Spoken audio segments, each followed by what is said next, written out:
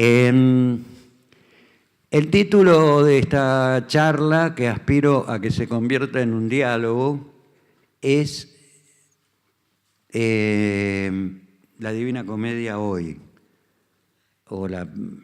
lo cual se puede entender de distintas maneras, ¿no?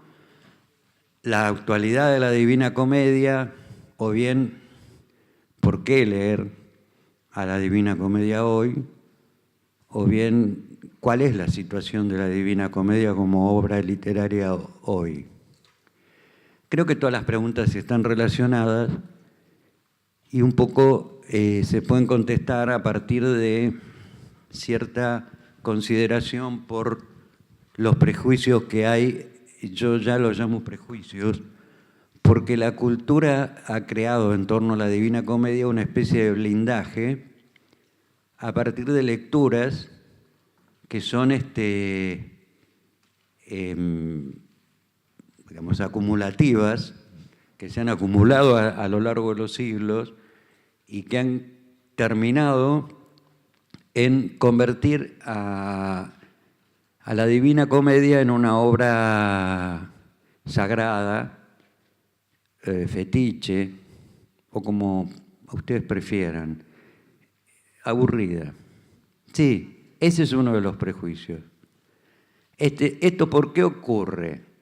En primer lugar, tengo que decir que ese prejuicio de que es una obra sagrada o de veneración o de culto, que hay que leer con una especial predisposición de devoción, es todo lo contrario al espíritu con que fue escrita. Dante Alighieri, que como todos ustedes saben fue un poeta del siglo XII, mejor dicho XIII, quise decir del 1200, que vendría a ser el siglo XIII, escribió la comedia no con el afán de que fuera considerado un libro sagrado, aunque en algún momento se le deslizó en algún canto llamar a su propio texto sagrado, pero en realidad nunca pretendió que fuera sagrado, sino todo lo contrario, que fuera un libro profano en el que se pudiera aprender y leer lo sagrado. El adicional de divina en el sentido no de hermosa solamente, como hoy podemos usarlo, sino en el sentido originario de referido a la divinidad, a Dios, fue agregado por Boccaccio en el mismo siglo en que murió Dante, o sea, en el siglo XIV.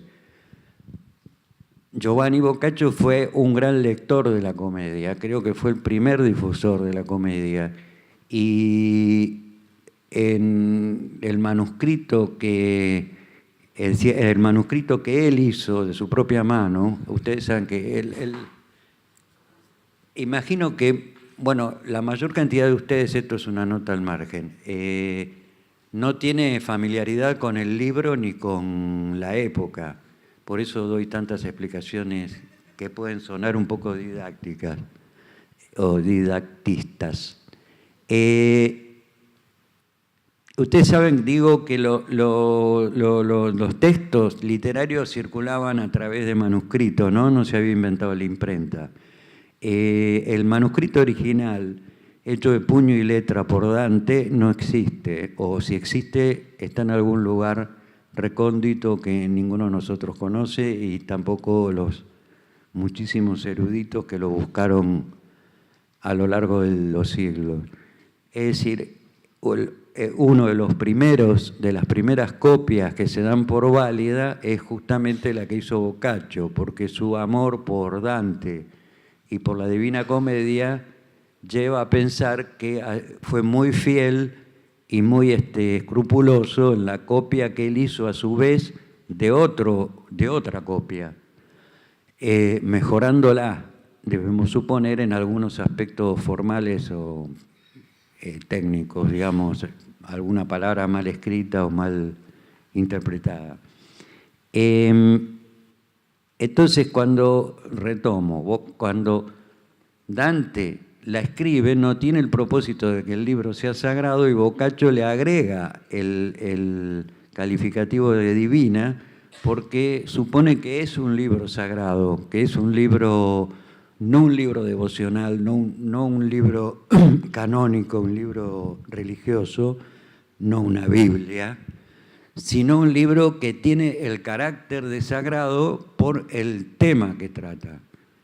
Dante, en cambio, con mucha más modestia, había decidido que dentro de los cánones de los géneros literarios, el suyo era una comedia, porque, como indicaba Aristóteles, el drama, la tragedia termina siempre mal, y su canto no terminaba mal, termina en el cielo.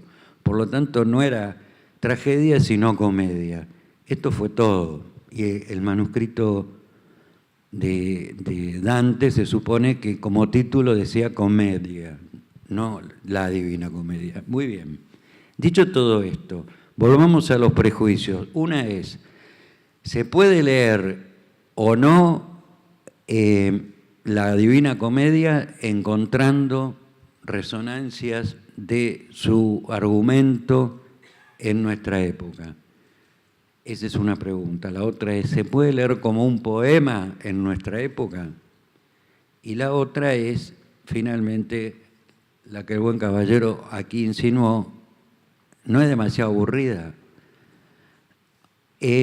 A mí me parece que empecemos por esta pregunta. La Divina Comedia no es aburrida. El problema empiezo por decir eso, decididamente no es aburrida. Pero, ¿por qué se supone que lo es? Primero, creo yo, esta es una opinión muy tentativa, la comedia fue traducida muchísimas veces en español. Creo que es el idioma al que más ha sido traducida. Se comenzó a traducir en el siglo XVI. Y a lo largo de la historia hay muchas traducciones en verso y muchísimas más en prosa. En ese proceso, la comedia fue academizándose y, en cierto sentido, fue elevada a un lenguaje bastante lejano al original. Lejano en ese nivel. No quiero decir que si ustedes leen una traducción, vamos a suponer la del Conde de Cheste, que es una traducción española del siglo XIX, que escribió este buen señor, que era un conde de Cheste. Si la leen, digo, no van a encontrar que lo que dice es falso. Lo que dice es más o menos lo que dice Dante. No lo está traicionando. Pero está dicho en un lenguaje tal que a nosotros nos va a parecer muy lejano y justamente por eso muy aburrido. Muy lejano en cuanto al lenguaje literario, muy académico, muy rebuscado y muy fuera de uso incluso. Este es un motivo, me parece a mí, por el cual nos puede parecer aburrida la comedia, porque la leemos en versiones que ya a esta altura nos resultan aburridas. Y acá hay que hacer una consideración acerca de la historia que puede tener una traducción, sobre todo en un caso como este, que es un clásico de 700 años, y la necesidad de retraducirla. Con lo cual, de paso, contesto por qué yo me tomé el atrevimiento de hacerlo. Creo que cada época ha traducido a la comedia, por lo menos en español. Es cierto, desde el siglo XVI al XIX, en que la tradujo el Conde de Cheste, hubo varios siglos en que no se volvió a traducir, pero luego se multiplicaron las traducciones. En el siglo XIX hay varias traducciones en prosa.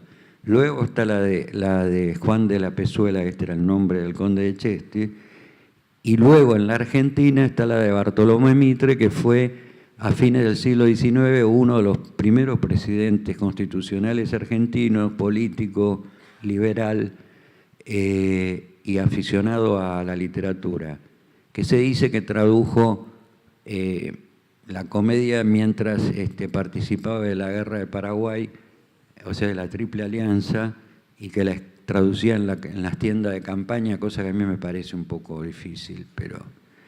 O en cierto sentido incluso también aceptable, porque la participación de la Argentina en la guerra de la Triple Alianza fue...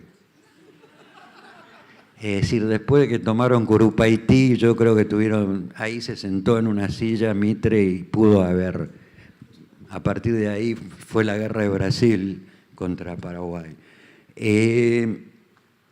Pero no lo sé, en rigor de verdad nadie sabe, para completar esta anécdota, cuándo Mitre tradujo la comedia, en qué momento de su vida exactamente.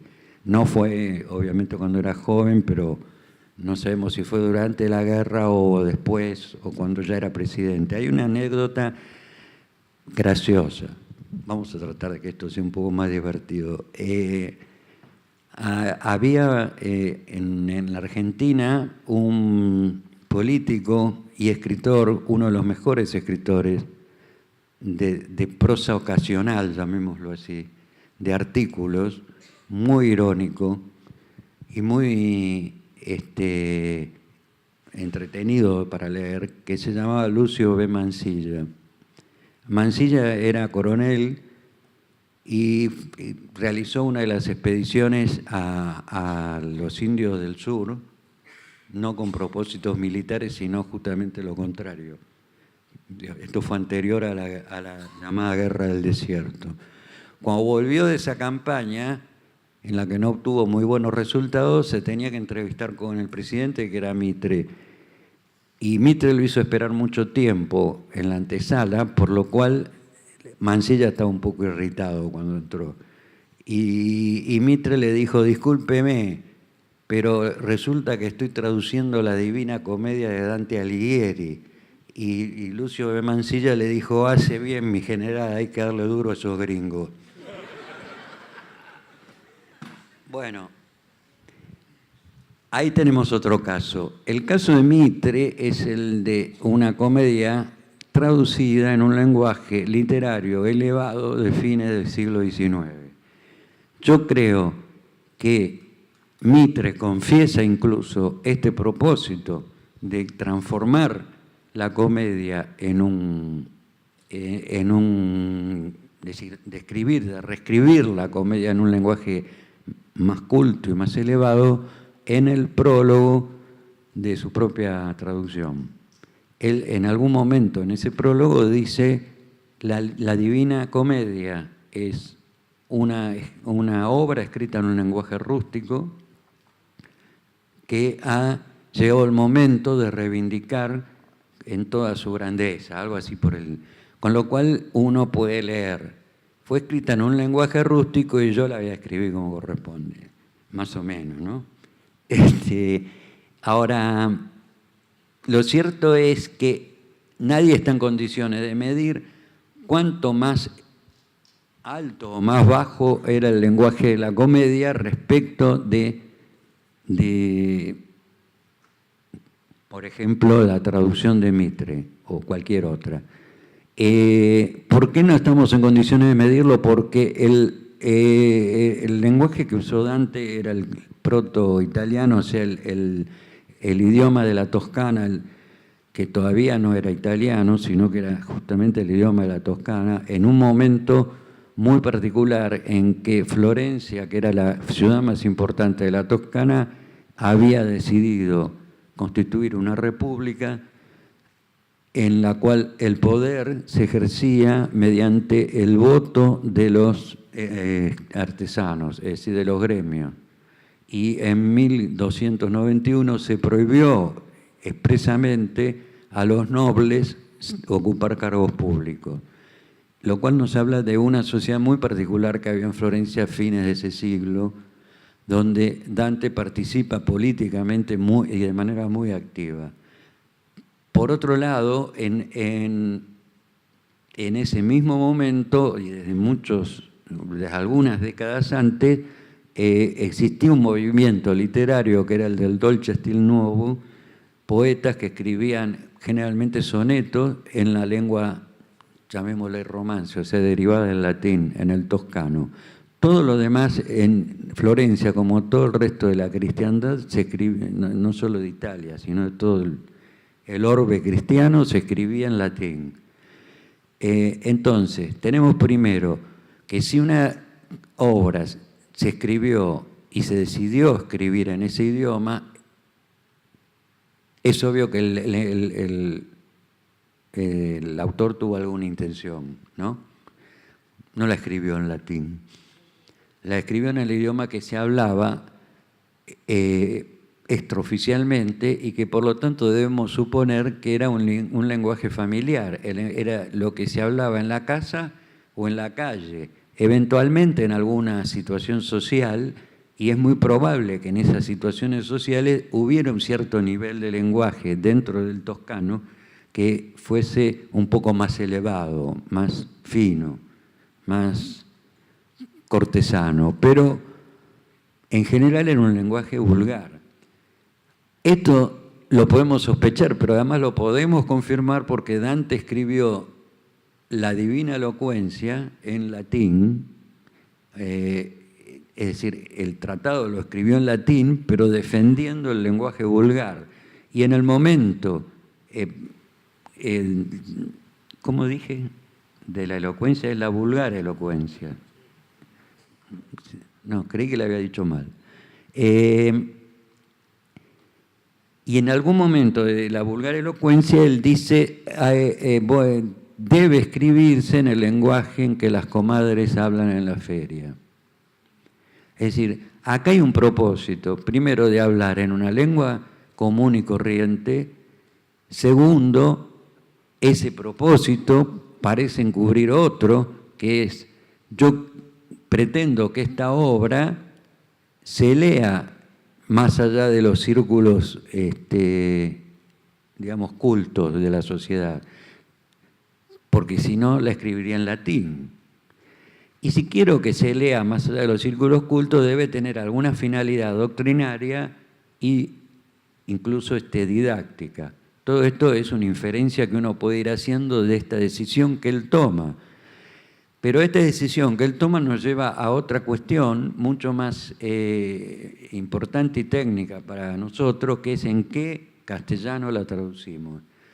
Y yo creo que a través de la historia de las traducciones al castellano está la clave de que nos parezca o no esa novela, y es una novela, no lo digo solo por equivocación, nos llegue a parecer o tengamos el prejuicio de que es aburrida. Sin duda no fue escrita para que sea aburrida ni para aburrir, sino todo lo contrario. Si uno tiene que imaginarse leyendo la comedia sin prejuicio, leyéndola en su idioma original, hasta donde hoy es posible leerla, porque incluso en su idioma original hay momentos complicados de entender, incluso para los italianos. Sí, la edición en italiano está llena de notas filológicas, porque hay palabras que hoy no se sabe muy bien cómo tomarlas. Pero lo que es seguro es que no es aburrida, es una obra que tiene un dinamismo muy particular y que Dante escribe de manera tal que resulte lo menos posible menos aburrida. Y sobre todo que no sea hermética. Este ha sido su principal propósito. Y para que no sea hermética, y mejor dicho, para que la gente la leyese hasta donde se podía leer en aquel momento, porque recordemos que la obra circulaba a través de manuscritos. Bueno, para que quien la leyese no solamente no resultara aburrida, sino que comprendiera cuál era el sentido que él quería darle. Por supuesto, que no resultara aburrida era fundamental para que la leyese, o sea, para que se metiera un lector profano en esa historia. A mí la impresión que me dio siempre la comedia, cuando la empecé, es decir, acá voy a hacer una breve historia de por qué yo me acerqué a la comedia. En primer lugar me acerqué porque mi familia es de ascendencia italiana. Mi padre era hijo italiano Era un hombre que leía bastante, pero autodidacta. Y en su biblioteca estaba la Divina Comedia, y estaba la Divina Comedia de Mitre, y no era indicado, mejor dicho, el momento para que yo la tomara, porque era muy joven, pero igual lo que me ocurrió fue lo que dijo este compañero, me aburrió. Yo tenía 15 años.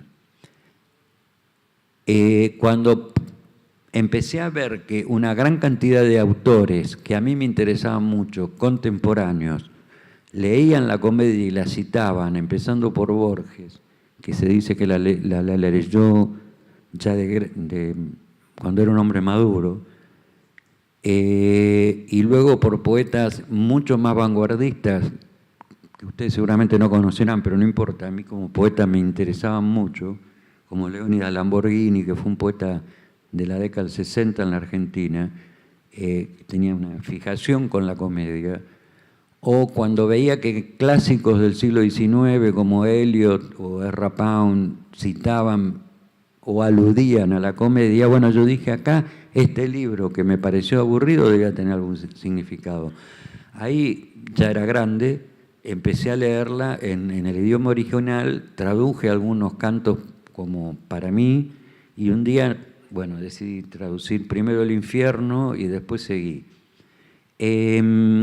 Bueno, fuera de esta nota, es decir, hecha esta pequeña historia, el problema es que cuando el asunto no es un problema, sino lo contrario, la sorpresa cuando uno la lee es que no es aburrida, es que se puede entender y que solo necesita, si uno quiere, y en algunos casos no puede evitarlo, necesita, digo, algunas notas para entender quién eran los personajes que nombraba Dante. Ahora ustedes imagínense lo que significa una obra, lo que significaría hoy una obra en la cual todos los personajes que cita Dante, sobre todo los que están en el infierno, fueran personas que ustedes conocen, no solamente personas que ustedes conocen de la vida pública, digamos, políticos, clérigos, sino gente de aquí nomás. Es decir, Florencia era muy pequeña y los vecinos de alguna manera todos están involucrados en alguna cuestión. Entonces entraban también en el infierno y eran personas que estaban vivas, que podían encontrarlo. Afortunadamente no lo podían encontrar porque Dante ya lo habían mandado al exilio, pero lo podían haber encontrado por la calle y haberle dicho, ¿cómo me pusiste en el infierno? ¿Desde dónde sacaste que yo soy ladrón? Entonces, esto debió tener en la época un impacto muy poderoso. Incluso en las primeras notas que se hacen, las de Boccaccio, el Boccaccio aclara muy poco, las notas de Boccaccio no son tanto referidas a esto, sino a otras situaciones, en algunos casos también a personajes, porque bueno, no todos eran tan conocidos, pero quiero decir, el foco de él no era, de estos comentarios, no eran las personas de las que hablaba, porque Boccaccio suponía que todo el mundo las conocía igual que él. Vivían todos a muy corta distancia. La Toscana es una zona relativamente, ahora nos parecía pequeñísima, y las ciudades estaban muy cerca y cada uno sabía quién era quién ahí. Entonces esto debió producir un impacto tremendo, pero claro, esto hoy no nos dice nada. Es decir, los personajes que él nombra se transforman en realidad en pequeños individuos ficticios y en algunos casos hasta simbólicos o míticos, porque después la literatura los retomó, etc. Hay un asunto que es el de digamos, a partir de esto, el efecto moral que puede tener Dante, el efecto político que podría tener hoy. Y sobre esto hay que aclarar una cuestión. La comedia es una obra política, desde luego, pero No hay que esperar que todos los malos estén en el infierno y todos los buenos en el cielo, porque antes que política, la novela, la obra, es moral. Esto es, Dante pone en el infierno gente que él quería, y pone en el infierno también gente que no quería, y pone también en el purgatorio, que ya es digamos, una zona de salvación, porque ahí están a un paso del cielo, también pone gente querida y no querida. En el cielo, bueno, en el paraíso no puede decirse que haya gente que no quiere, pero el paraíso es un poco más hierático, digámoslo así, ¿no? Más aburrido, vamos a decirlo. Por supuesto, el infierno siempre es más divertido. Es un poco hierático en el sentido de que está hablando, es decir, a las personas que él hace hablar en el paraíso son incuestionables, son gente que es Santo Tomás de Aquino, San Francisco, Adán, San Juan, es decir, que no se puede hablar mal de esa gente, y sobre todo porque está en el paraíso. Bueno, lo que entonces estamos es, trasladarlo hoy en su efecto político sería equivocado si pensamos que se trata de poner a los que no queremos en el peor lugar, porque en el peor lugar también, o sea, en el infierno hay gente que él quiso. Lo que sí está claro y lo que sí podemos leer hoy como una constante histórica es lo que pasa con las situaciones políticas de esa época y con las de hoy, y cómo el eje de toda esta cuestión es la consolidación o destrucción de las instituciones, sobre todo en el caso de Dante de la Iglesia, por un factor también constante, que para Dante está vinculado con el pecado original, que es la corrupción. Dante pone en el infierno 3 papas, en realidad 4, pero si contamos los papas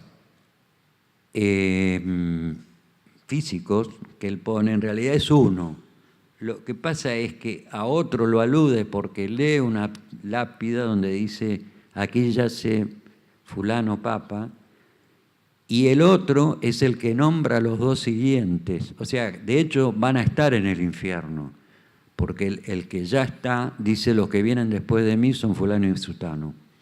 Él encuentra al Papa Nicolás II, que era un miembro de la familia de los Orsini, que era muy poderosa, lo encuentra en el infierno patas para arriba. Esto es ya un indicio de que la comedia hay que tomarla con un poco menos de solemnidad, ¿no? Imagínense que el Papa está con los pies para arriba, con la cabeza hundida en un pozo. En el canto, creo que es el 19 del infierno, y el castigo que él le ha imaginado a este Papa, que está en el círculo de los llamados simoníacos. Simoníacos eran los corruptos. Y el nombre viene de Simón, el legendario aspirante a apóstol, que le dijo a uno de los apóstoles, no me acuerdo a cuál de ellos, pongamos que a San Lucas, ahora no me acuerdo, le dijo, ¿cuánto cuesta hacer esos milagros? ¿No? ¿Cuánto te tengo que pagar para que me des el yeite para hacer los milagros que haces? Y bueno, por supuesto el apóstol se horrorizó, pero el nombre de Simón quedó como, digamos, sirvió para denominar a los que lucran con la iglesia, ¿no? A los corruptos, para decirlo de una vez. Bueno, los simoníacos están en el círculo, ahora les voy a contar un poco de la arquitectura, pero están en uno de los círculos del infierno. el castigo que me imaginó Dante, y digo, imaginó y lo subrayo porque Dante imaginó todo lo que cuenta. No hay un solo libro sagrado que diga nada acerca de cuál es la estructura y la forma del infierno, el purgatorio y el paraíso. Hay insinuaciones en la Biblia, hay algunas cuestiones en el Corán. En el Corán hay salas del infierno, pero no tan detalladas y contadas con tanta minucia como lo hace Dante. Es decir, por eso subrayo que imaginó. Bueno, el mal que imaginó para este pobre Papa Nicolás II de la familia de los Orsini fue que las llamas le caminan por las plantas de los pies sin quemarlos. O sea, le hacen arder los pies, como él dice, como la llama que se desliza por un papel engrasado. Esta es una de las formas, de las tantas formas metafóricas que usa muy prácticas y muy simples Dante. O sea, como la llama que no quema, que como el papel está protegido por la grasa, no lo quema enseguida. Primero tiene que ir. Bueno, así caminan las llamas por las plantas de Nicolás. Cuando Dante se para al lado de Nicolás y le pregunta quién es, pues primero se lo pregunta a Virgilio, y Virgilio le dice, anda y pregúntale vos. Él va y le dice, y el Papa, como está cabeza abajo, no sabe quién le está preguntando. Y le dice, ya estás ahí, Bonifacio. Y Bonifacio es Bonifacio VIII, que es el Papa que iba a venir después. Es decir, y Dante se queda desconcertado, y entonces Virgilio ahí sí se acerca y le dice, decile que no sos vos. Ah, dice Dante, y vuelve y dice, no soy yo el que estás nombrando. Y entonces, ¿qué quieres de mí? Le dice el Papa desde abajo, y se pone cada vez más nervioso, y ahí y dice, bueno, Dante le dice, ¿por qué estás acá? Y dice, bueno, porque robé a la iglesia, bla. Me dice, pero el que va a venir luego, Bonifacio, fue peor. Y el que va a venir después, que es Clemente V, es todavía peor. Y nosotros nos vamos a ir yendo cada vez más abajo a medida que llega un nuevo papa. Es decir, es como si estuvieran en un tubo y el que llega va empujando al otro cada vez más para abajo. Entonces ahí Dante hace todo un discurso sobre la simonía, sobre la corrupción, pero un discurso muy de barricada, digamos, muy admonitorio contra el Papa, que termina diciendo, y no te digo más porque respeto las llaves de San Pedro, o sea, las llaves que significan, las llaves del paraíso, que son las que simbolizan el poder de San Pedro, que es el primer Papa, ¿no? O sea, sí, con todo lo que le dice, termina diciendo, y no digo más porque ocupaste el tono de San Pedro, si no podría decir porquerías mayores. Bueno, quiero decir con esto, hablando de política, él pone en el infierno enemigos, y pone los peores enemigos de él, porque Bonifacio VIII fue en la vida real el que decidió el exilio de Dante. Dante estaba en Roma cuando la parte ultrapapista, los que eran más papistas que el Papa realmente, toman Florencia, y él, que era papista, en realidad estaba en la parte más moderada. Ahí el gran enfrentamiento de fondo era entre los papistas y los gibelinos, que eran los partidarios del emperador romano. Era la lucha de la iglesia contra los nobles, en una palabra. Dante estaba del lado de la iglesia al principio, pero había un ala más moderada y otra más radicalizada dentro de los papistas, y estos, los más radicalizados, que eran los negros, se llamaban, los güelfos negros, vienen desde Arezzo, que es otra ciudad, ocupan Florencia y hacen todo tipo de atrocidades con los blancos, o sea, con sus enemigos políticos, mientras Dante está en Roma en una embajada para hablar con Bonifacio VIII. Y ahí se entera de que lo han exiliado. Exiliarse en aquel momento era no podía volver a su ciudad. él vivió siempre en Italia, pero vivió hasta que murió, pero no pudo volver a Florencia. O sea que Bonifacio era un enemigo político directo de él, y él lo pone en el infierno, pero no lo pone en el infierno porque era un enemigo, sino porque realmente era un corrupto, y no podía estar en otra parte. Y de la misma forma, en el canto 15º, él se encuentra del infierno, se encuentra con Brunetto Latini, que fue su primer maestro, era un erudito de la época de Dante, que había escrito algunos libros muy didácticos, justamente, una de las primeras enciclopedias generales que abarcaba todos los conocimientos de la humanidad hasta ese momento, y lo pone en el infierno.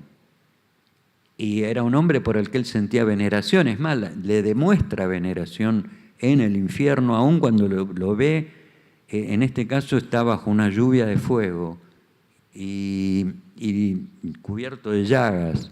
El momento es muy emocionante porque él reconoce a través de toda la piel quemada a Brunetto y se conmociona cuando ve detrás de ese cuerpo espantosamente llagado a su maestro y se arrodilla ante él, pero lo ha puesto él como autor en el infierno, no Dante como personaje que se arrodilla. Y esta piedad de Dante por muchos de sus contemporáneos se va a manifestar muchas veces en el infierno, hasta que hay un punto en que Virgilio le dice: pero ¿qué tanta piedad? En ese momento están mirando a los condenados por hechicería.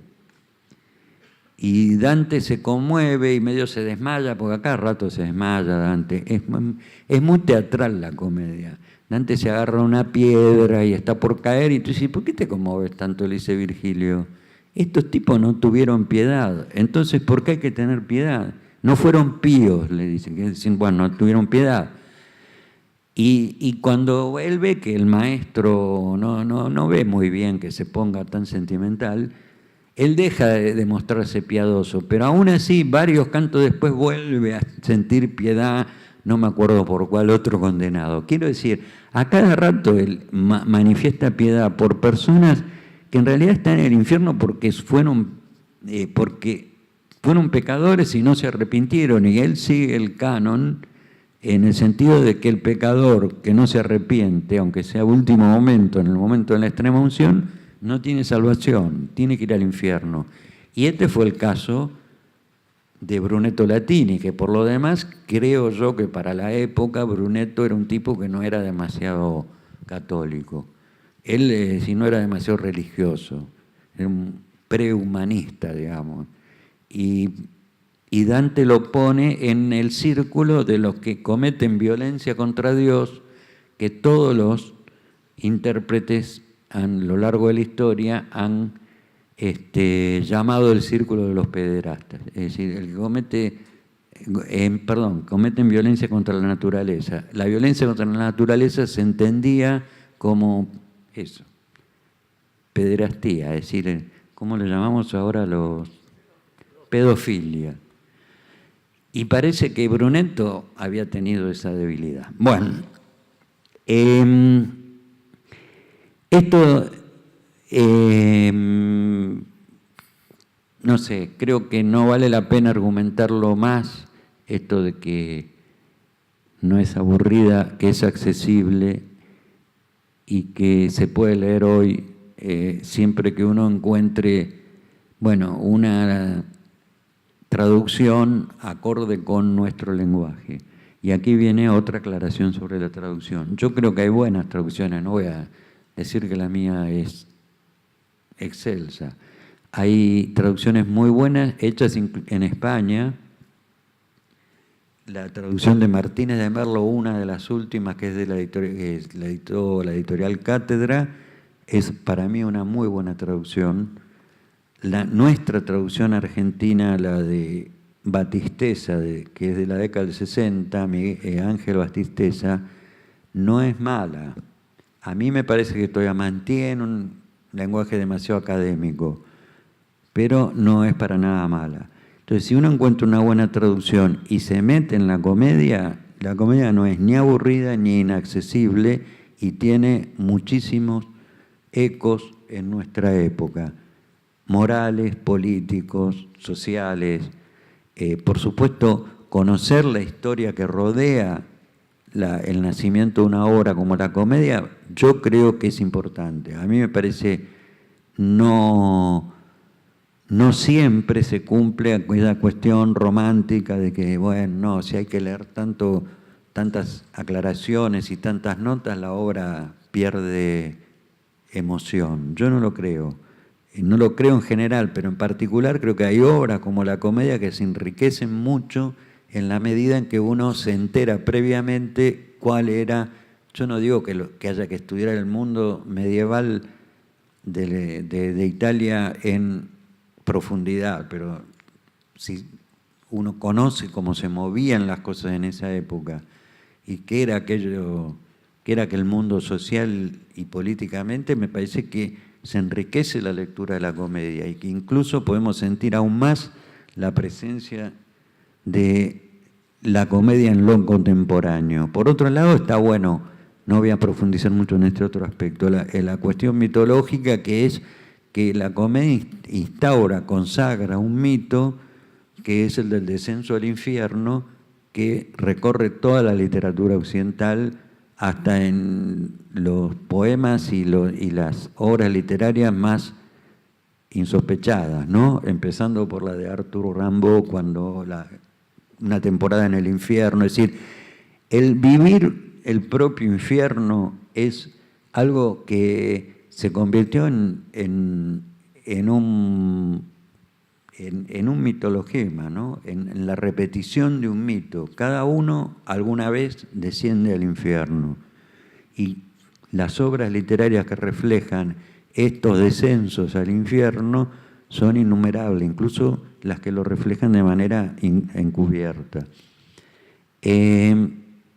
Para hacer una introducción muy general a la estructura de la comedia, yo lo que voy a decir es, yo supongo que, insisto, en que la mayoría no tiene mucha idea sobre el libro. Se trata de un viaje a través de 3 mundos, que son el paraíso, perdón, el paraíso es el último, pero bueno, empieza en el infierno, sigue por el purgatorio y termina en el paraíso. Dante se encuentra, cuando comienza la historia, en una zona oscura, ¿no? Ustedes casi todos recordarán que la comedia comienza diciendo: en el medio del camino de mi vida me perdí por una selva oscura, o me encontré por una selva oscura.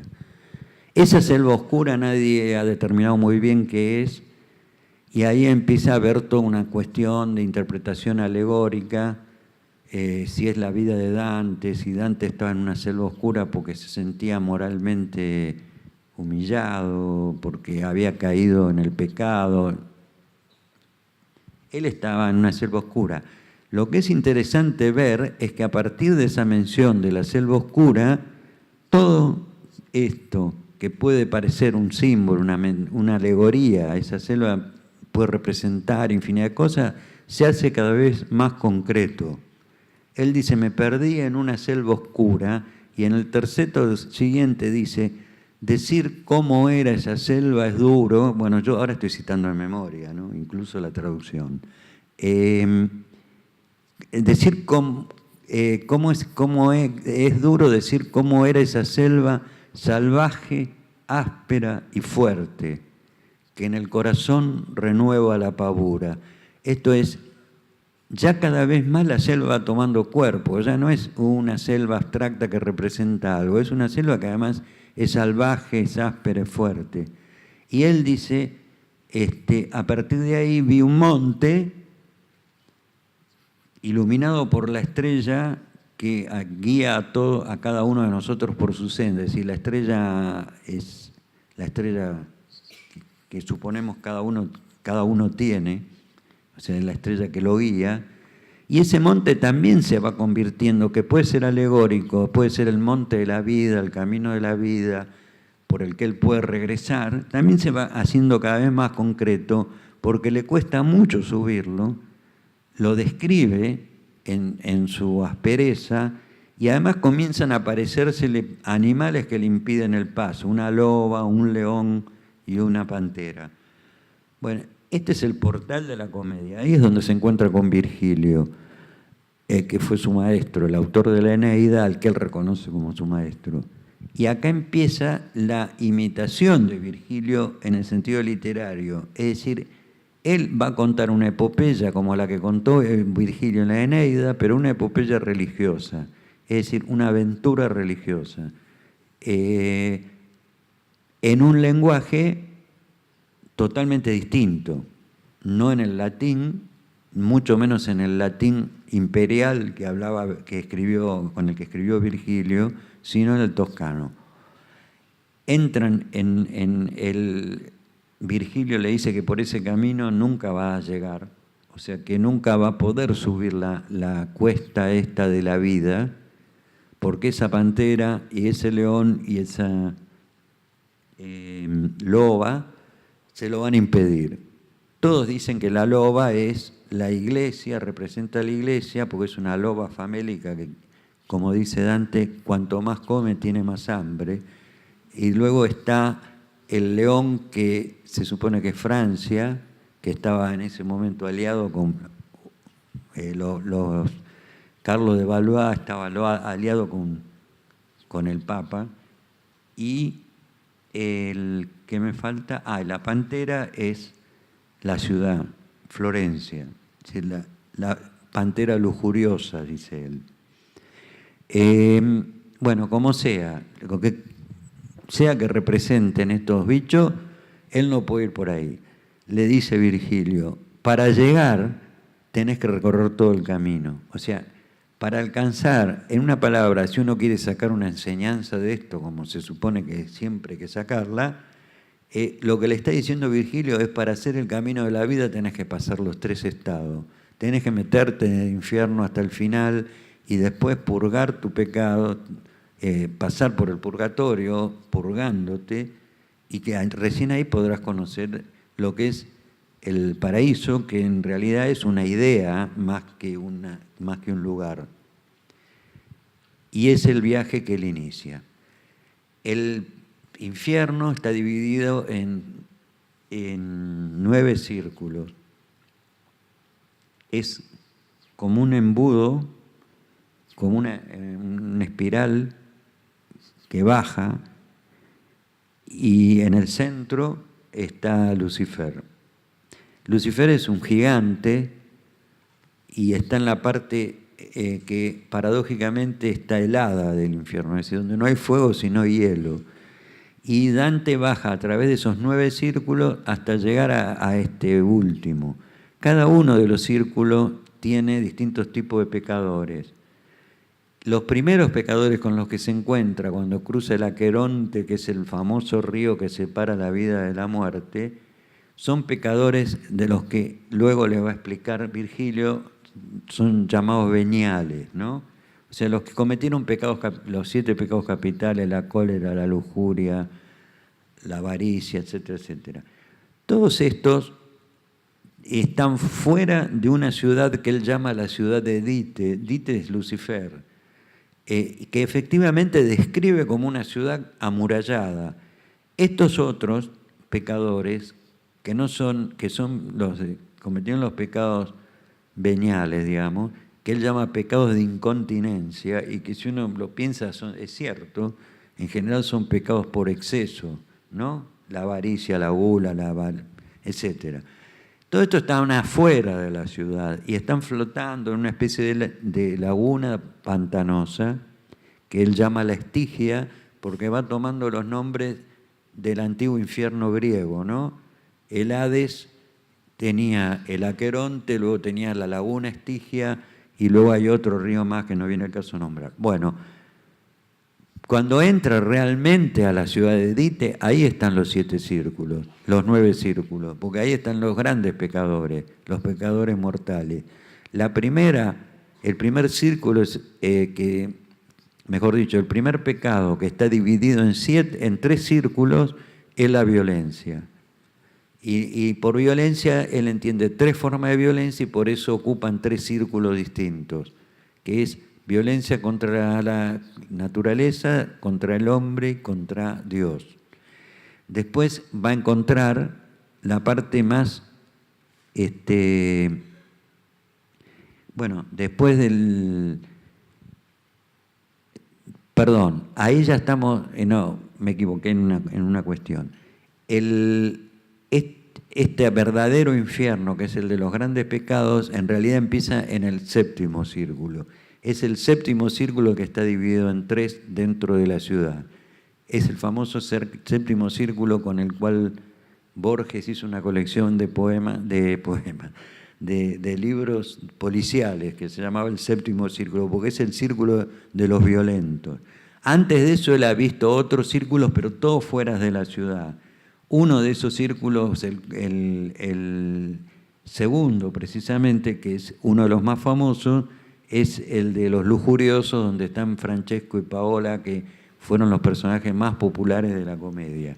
Fueron 2 cuñados que cometieron adulterio porque pues tuvieron una aventura y ella estaba casada con el hermano de Paolo. Entonces están flotando en una especie de tormenta permanente en el 2º círculo. Luego en el 3º, bueno, la cuestión es que el 7º, que ya está dentro de la ciudad, es el círculo de los violentos. Y luego viene el 8º círculo, que es el más interesante para mi gusto, que está a su vez ese solo círculo dividido en 10 valles o zanjones o cañadas, que son, son las 10 formas de lo que él considera el fraude, o sea, la mentira, la falsedad, la falsificación, etcétera, etcétera, etcétera. Es decir, todas las formas de fraude, incluido el robo, ¿no? Considerado como fraude. Bueno, ese es el círculo 8º, y luego está el 9º, que es el que está en el fondo de ese embudo, que es el círculo de hielo, donde está Satanás o Lucifer, que tiene a 3 pecadores, él personalmente castigándolos, porque todos los otros están a cargo de diablos empleados, digamos. Pero él está en el fondo y tiene 3 pecadores en 3 bocas, tiene 3 caras, Satanás, y en cada una mastica a un pecador. Uno es Caín, obviamente, el otro es Bruto, el que mató a Julio César, y el otro es Casio, que es el cómplice de Bruto. O sea que Dante consideraba que las 2 grandes traiciones, porque ese es el círculo de los traidores, el que está en el fondo, las 2 grandes traiciones de la historia fueron la de Caín contra su hermano y la de Bruto contra Julio César. Así que ahí aparece bastante redondeada la idea, digamos, la ideología de Dante, que no podía ser otra, que, bueno, la veneración era católico por un lado y por otro lado la veneración por el antiguo imperio romano. ¿Por qué yo digo que el 8º es muy interesante? Porque hay una parte del infierno que yo diría que empieza más o menos en el canto 16 o 17, hasta el canto 30, que yo llamaría el infierno grotesco. En esta parte, si hay algo que no hay, es lo aburrido. Yo creo que es realmente cuando uno lo lee, todo lo contrario al aburrimiento. Quiero decir, ahí me parece que está la base de la picaresca como género literario. Me parece que uno puede ver ahí que ya está el nacimiento del Decamerón de Boccaccio. Es decir, es una sucesión de no sé cómo llamarlo, de atorrantes, de falsificadores, de mentirosos, ladrones, que van desde falsificadores de ideas hasta falsificadores de moneda. Se mezclan, por ejemplo, en un solo canto Mahoma, que para él fue un falsificador ideológico porque creó una separación falsa. Es interesante ver eso. Él no pone a Mahoma como un hereje, porque hay un lugar donde están los herejes, sino como un cismático, dice, que mediante una falsificación de la doctrina creó un cisma innecesario, una ruptura con la cristiandad que no tenía que haber ocurrido. Bueno, pero junto con Mahoma hay un montón de personajes de la vida florentina que conocía él, que van ahí y hablan con él. Además, es muy curioso ver cómo todos hablan. Esta es una de las cuestiones, todos tienen ansiedad por hablar, mejor dicho, no solamente ver cómo todos hablan, sino cómo todos quieren hablarle a Dante, porque Dante es como un periodista que está tomando nota de lo que ve, y ellos aspiran a que cuando vuelva a la tierra diga, le mande saludos a la familia, en una palabra, les diga, estamos aquí, y mande recuerdos. En el caso del purgatorio es más todavía, porque en el purgatorio se supone que los deudos pueden rezar para que se acorte el tiempo que está el alma en el purgatorio. Entonces todos le piden a Dante que le digan a sus familiares que recen por ello, porque así van a estar menos tiempo. Entonces, pero la cuestión es que hay una ansia en toda la comedia de los condenados o de los penitentes, en el caso del purgatorio, a hablarle y a contarle historias. Y no sé cómo me desvié por todo esto. Bueno, estamos en la cuestión de los círculos. Es increíble la cantidad de pecadores que van a hablarle, entremezclados, ya digo, ¿no? Mahoma con, no sé, con el Mosca Lamberti, que era un tipo que era amigo de él, y que le habla y le dice que le cuenta cómo cometió el crimen que cometió y que porque él también fue un cismático, pero desde el cismático Mahoma hasta el cismático Lamberti, que lo que hizo fue matar a un vecino porque había ofendido a la hija de otro, están todos en el mismo lugar. Esto es muy particular y además hay muchos pícaros y hay incluso chistes incomprensibles porque son toda gente que se está quemando, ¿no? Pero de todos modos tienen buen humor o mal humor, porque a veces hablan con furia y logran apiadarlo a Dante. Y aparte es como si él se encontrara con amigos después de un largo viaje. Entonces con mucho se ponen a memorar cosas. Bueno, es muy particular. Pero las Malevolge realmente es una colección de, yo podría decir, salvo el caso de Mahoma, pobre, que es una colección de pícaros. Y las historias que cuenta son realmente, forman parte de una especie de enorme picaresca.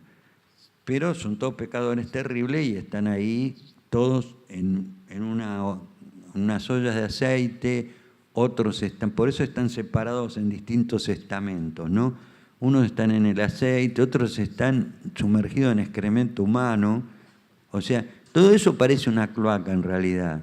En realidad es como si fuera los bajofondos de una ciudad, ¿no? Este octavo círculo, que se llama las Malevolge. Que ya desde el título uno se da cuenta cuál era la intención, ¿no? La forma, el estilo de Dante. Las Malevolge quiere decir las malas bolsas. Y eran bolsas porque eran así como bolsones de huecos en la tierra donde estaban separados según el tipo de fraude que habían cometido. Por eso digo, toda esta parte es muy interesante desde ese punto de vista. Después, por supuesto, hay muchas otras cuestiones interesantes dentro y fuera de este círculo.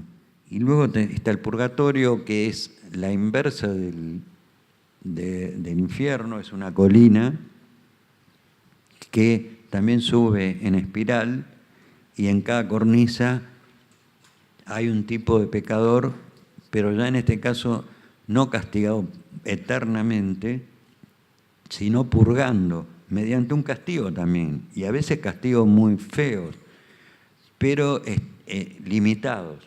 Una vez que termine ese castigo van a subir al cielo. Y después está la descripción del paraíso, que es un poco más abstracta y compleja, porque en realidad es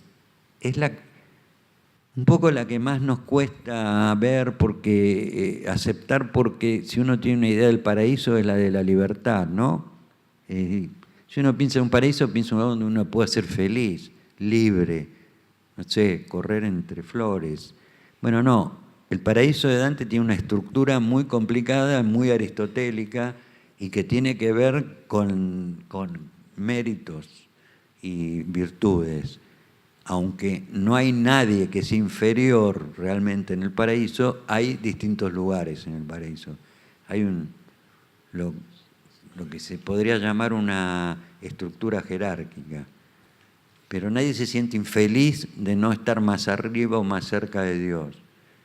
Y por último, arriba de todo ese sistema de círculos, que es el sistema planetario, pero llevado al cielo, así como si fuera proyectado en un espejo, pero en un espejo místico.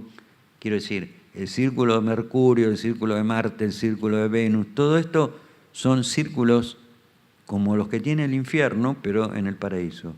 Y por sobre todos ellos está lo que él describe como una rosa, le llama muchas veces la rosa mística, que es también una espiral y en el vértice está Dios.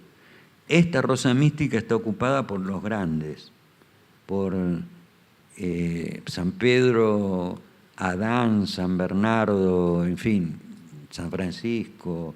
Es la cúspide del paraíso.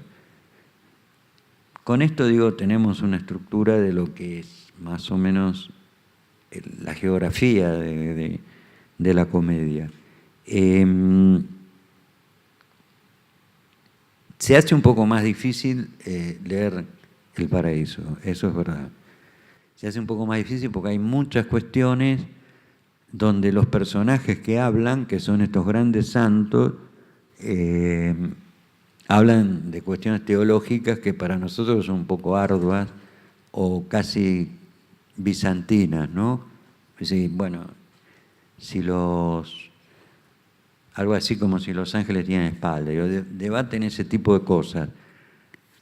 Pero hay, incluso en el paraíso, 2 o 3 momentos en que hay una diatriba política, una que da él mismo y otra Beatrice, que es la que lo guía, y acá vemos que la figura de Beatrice en realidad es una figura mística y va mucho más allá del amor terrenal. Quiero decir que para él la Beatriz que había conocido a los 9 años, que era el gran amor de su vida, era algo más que una mujer, era la sabiduría, porque era su guía, es su guía en el paraíso. Después de haberlo amonestado severamente en el purgatorio, porque durante el primer encuentro que él tiene con Beatrice le reprocha toda su vida pecaminosa y se muestra un poco celosa, vamos a decir. Le dice, bueno, eso de andar con jovencitas y qué sé yo. Pero con esto creo, tenemos la estructura. Yo lo que quiero es terminar leyendo, es breve, 3 minutos,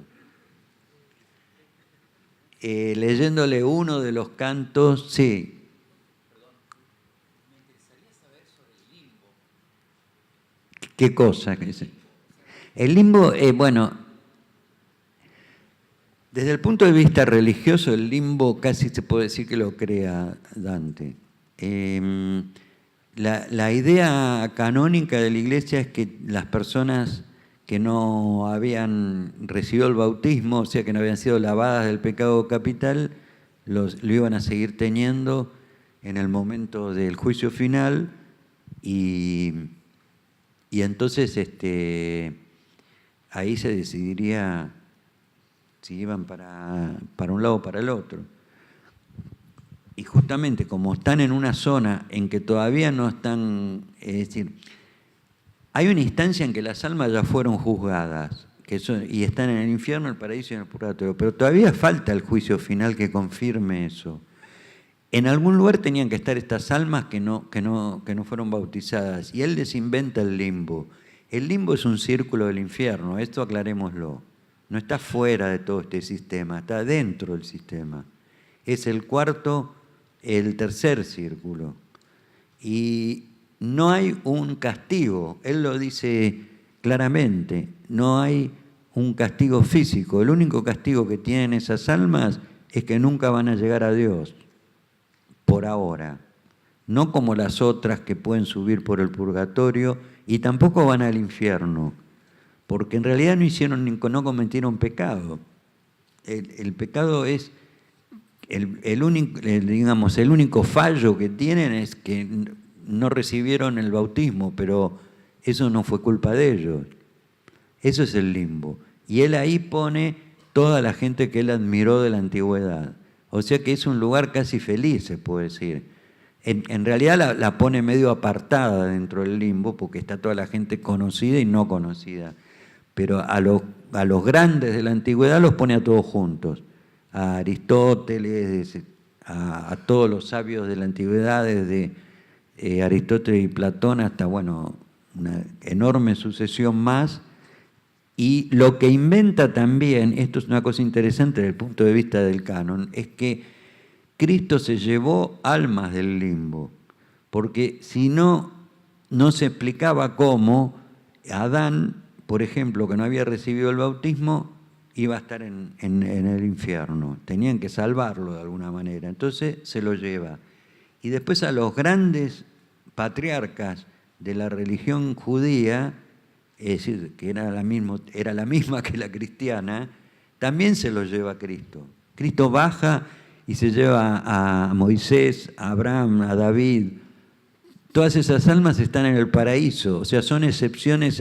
Arma tú una arquitectura medio rara ahí, Dante. Bueno, pero lo que quería hacer para terminar, porque el tiempo es tirano, es leerles un canto de todo este tramo que yo llamo el infierno grotesco, que es el octavo círculo, llamado por Dante las malas bolsas, que van, como les dije, más o menos desde el canto 16 al 30. Este es el canto 21, que es, o sea, el 21, que es cuando él está llegando a la sexta instancia de estas malas bolsas, o sea, a la sexta bolsa. Y dice, esto digo como un ejemplo de que a este tipo de lenguaje quise yo llegar, esto quiero decir, para mostrar cómo la historia es accesible aún hoy. Así, de puente en puente hablando de cosas que a mi comedia no la ocupan, fuimos y alcanzamos la cima cuando paramos para ver la otra fisura de Malevolge y los otros llantos vanos, y la vi maravillosamente oscura. Como acá viene una cuestión que Dante usa técnicamente muchísimas veces, compara la tierra con el infierno, cosa insólita, es decir, compara una zona infernal terrible con cosas cotidianas de la tierra, para que la gente lo entienda, creo yo. Acá también hay un afán didáctico, como alguien que está contando algo que le pasó y dice, bueno, mirá, sí, me encontré con una cosa, ¿cómo te puedo decir? Era como esta botella, ¿no? Entonces él encuentra el ejemplo que tiene a mano. Como en el arsenal de los venecianos, bulle en el invierno la pez tenaz, la pez es el aceite, ¿no? Para reparar los barcos averiados que no pueden navegar, y a la vez uno hace su barco nuevo, otro calafatea los costados del que hizo más viajes, Quien recorre la proa, quien la popa, otros hacen remos, otros retuercen sogas, quien trinquete y artimón retoca, tal, no por fuego, sino por divinas artes, bullía allá abajo una pez espesa, que se pegaba a la orilla en todas partes. Yo miraba, pero no veía en ella más que borbotones que el hervor alzaba, e hincharse toda y caer prieta. Mientras allá fijamente miraba, mi duca, le dice duca a Virgilio, ¿no?, que quiere decir mi conductor, diciendo, cuidado, me atrajo hacia sí de donde estaba. Me volví como el que se demora en ver aquello que le conviene, de lo que le conviene irse, y a quien súbita pavura debilita, y luego, por mirar, ya no se retrasa. Y vi tras de nosotros un diablo negro venir corriendo por encima de la roca. Ah, qué feroz era su aspecto, y cuán en el acto me pareció acervo, con sus alas abiertas sobre sus pies ligeros. Su hombro era agudo y soberbio. Cargaba un pecador con ambas ancas, de quien tenía de los pies asido el nervio. Desde el puente dijo, oh malebranque, aquí va uno de los viejos de Santa Cita, llévalo abajo que vuelvo a buscar otro, a esa tierra que me sé tan bien provista. Todos son estafadores, salvo Bonturo. Del no, por el dinero, allí hacen ita. Ita es una expresión latina que quería decir está bien. O sea, está juzgando a los que hoy llamaríamos escribanos. Abajo lo tiró y por el peñasco duro se volvió, y jamás fue un mastín suelto a seguir un ladrón con tanto apuro. Aquel se hundió y emergió convulso, pero los demonios resguardados en el puente gritaron, este no es el lugar del santo rostro, aquí se nada distinto que en el cerquio. Si no quieres saber de nuestros garfios, no te asomes de la resina demasiado. Después de pinchar con más de 100 arpones, dicen, cubierto conviene que aquí bailes, de modo que si puedes ocultamente robes. No distintamente, dice ahora Dante, los cocineros a sus ayudantes hacen sumergir en medio de la caldera la carne con los ganchos para que no flote. Y el buen maestro, a fin de que no sepan que tú estás aquí, me dijo, te ocultas tras una roca y que algún abrigo ofrezca. Y por ninguna ofensa que me sea hecha debes temer, que tengo cosas vistas y otras veces estuve en refriegas parecidas. Enseguida pasó del puente a la otra orilla, y cuando llegó a la sexta bolsa, menester le fue mostrar frente segura, con la ferocidad y con la borrasca con que salen los perros sobre el pobrecito, que de pronto mendiga donde para, salieron del puente los demonios y contra él volvieron los arpones, pero les gritó, no se atreva ninguno, antes que cualquier gancho me toque, venga adelante uno que me oiga, y después decidan si deben escardarme. Todos gritaron, que vaya Malacoda. Malacoda quiere decir mala cola. Uno se movió entre los otros quietos y fue hacia él diciendo, ¿qué te trae? ¿Crees, Malacoda, que podrías verme aquí? Dijo mi maestro, a salvo de todas estas armas, sin voluntad divina y hado diestro. Déjame ir, que en el cielo es querido que yo enseñe a este otro camino. Entonces quedó su orgullo tan caído que dejó rodar el gancho a tierra y les dijo a los demás, no se ha herido. Y el duca a mí, oh tú que estás tras las rocas del puente acurrucado, acá él imita el lenguaje clásico, oh tú que estás tras las rocas, todo esto para llamar a Dante, ¿no?, que venga, que estaba ahí escondido. Oh tú que estás tras las rocas del puente acurrucado, seguramente a mí puedes acercarte. No bien yo me moví hacia él rápido, los diablos se echaron todos adelante y temí que rompieran lo pactado. Así yo vi temer a los infantes que salían tras el pacto de Caprona, viéndose rodeados de rivales. Yo me pegué con toda mi persona a mi duca, y no sacaba la mirada de la cara de ellos, nada buena.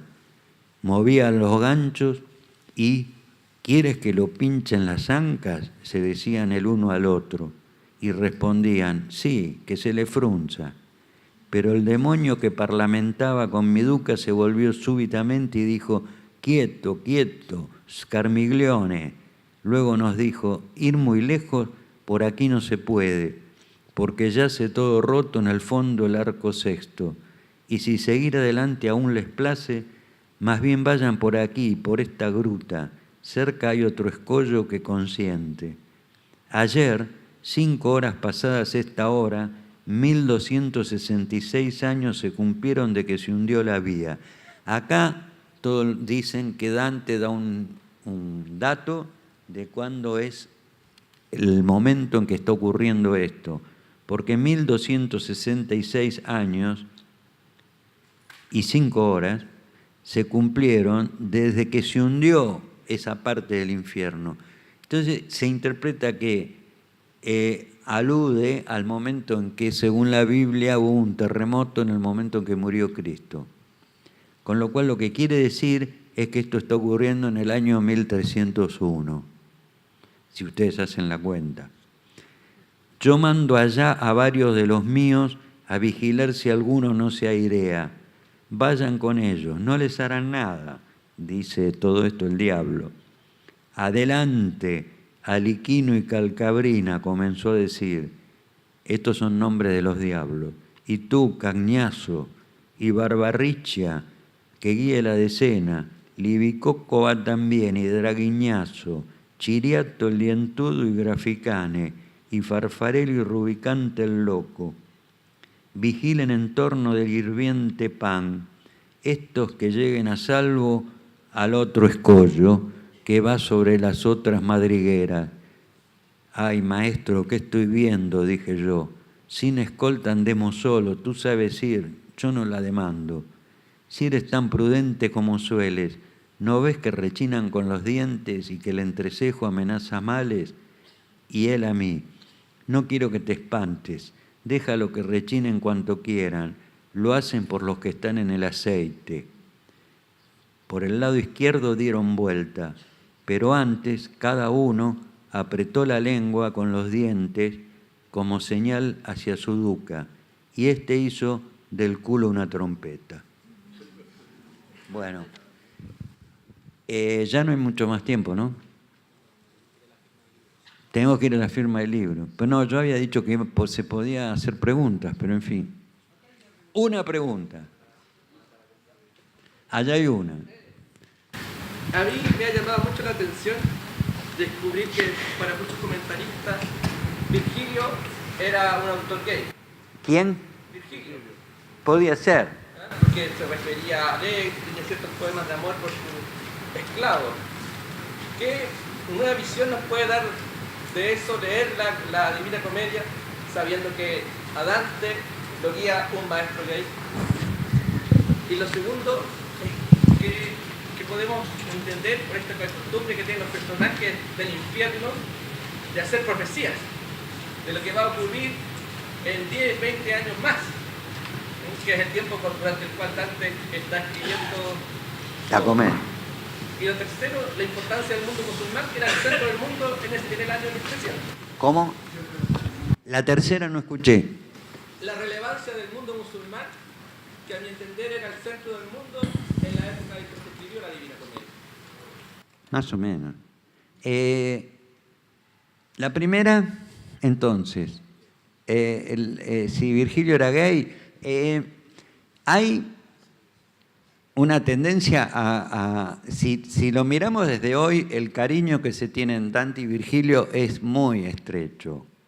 Entonces, cualquier supicaz podría decir, ahí hay una relación homosexual. Sobre todo pensando que Beatrice era una relación platónica, porque como nos vamos a enterar más tarde, o sea, cuando él llega al purgatorio, que Beatrice lo recibe en la cima del purgatorio, no en el cielo.